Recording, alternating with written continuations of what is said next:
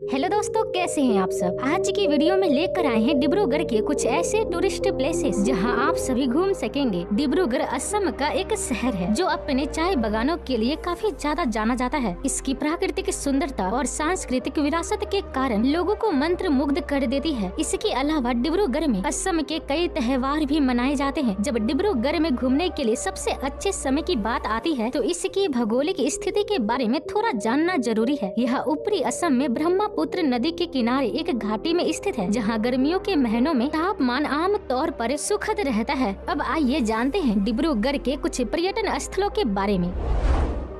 Number 1, Jagannath मंदिर। महाप्रभु जगन्नाथ मंदिर असम के डिब्रूगढ़ जिले के डिब्रूगढ़ शहर में स्थित भगवान जगन्नाथ को समर्पित है। इस मंदिर का निर्माण 2014 में उड़ीसा के पुरी में श्री जगन्नाथ मंदिर की प्रतिकृति के रूप में किया गया था। यह हिंदू धर्म के 4 प्रमुख मंदिरों में से एक है। यह मंदिर 85 फीट की ऊंचाई पर स्थित है। यहाँ के स्थानीय लोग इस मंदिर के दर्शन करने के लिए आते रहते हैं।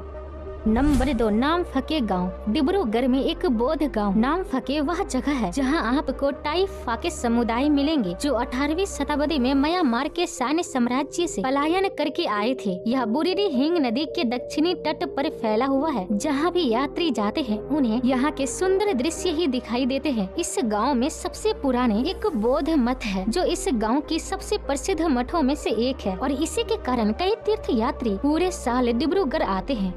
नंबर 3, ब्रह्मपुत्र नदी। ब्रह्मा नदी डिब्रूगढ़ में एक देखने लायक नदी है। इसे दुनिया की सबसे लंबी नदियों में से एक नदी, भारत में भी सबसे सम्मानित नदियों में से एक माना जाता है। अगर आप शांत जगह जाना चाहते हैं तो यहाँ आकर आप अपना समय बिता सकते हैं। इसके शानदार लहरें और बोटिंग आपको यहाँ आने के लिए मजबूर करेगी और अगर आप लंबे समय तक राफ्टिंग भी करना चाहते हैं तो आप यहाँ निसंदेह आ सकते हैं।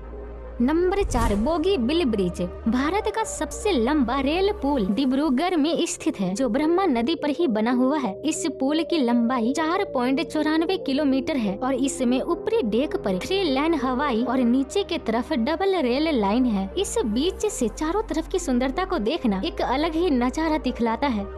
नंबर 5, चाय बागान। डिब्रूगढ़, तिनसुकिया और शिव सागर के संयुक्त जिले भारत की असमिया चाय की फसल का 50% उत्पादन करते हैं। डिब्रूगढ़ में यात्रा करते समय आप एक ही चाय के खेत में चाय के कई रंगों को देखकर आश्चर्यचकित हो जाएंगे। चाय के बागान मीलों मील तक फैले हरे भरे इलाके में फैले हुए हैं। डिब्रूगढ़ का इलाका मुख्य रूप से उपजाऊ जलोढ़ मिट्टी है क्योंकि ब्रह्मपुत्र नदी चाय की फसल की खेती को और भी आसान बनाती है। आप अगर डिब्रूगढ़ आए तो यहाँ के चाय का स्वाद लेना ना भूलें।